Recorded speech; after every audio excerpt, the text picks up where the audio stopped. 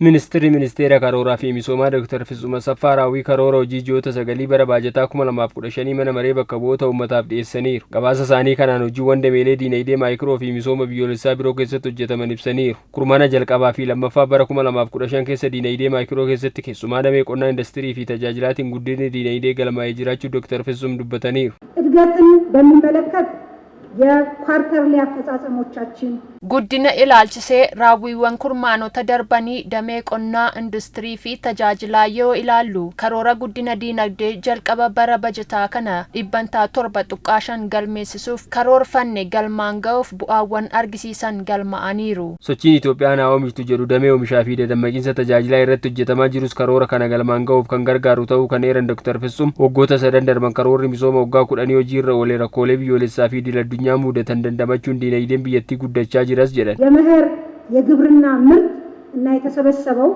oomishni qonnaa arfaasaan sassaabames ragaan jiru akka argisiisutti karoorri keenya milkaa'aa jiraachuu isaati. Gama damee oomishaa sochii Itoophiyaan haa oomishtu jedhuunis hojiiwwan hedduu hojjetamaa jiranii fi bu'aawwan argamaa jiraniin karoorri qabame kun akka milkaa'u argisiiftuudha.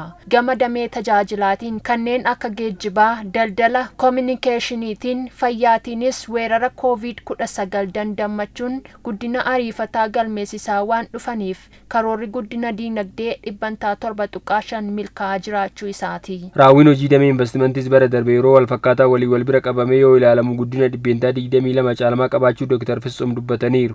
ኢንቨስትመንት የውጭ ቀጥተኛ ኢንቨስትመንት ማለት ነው።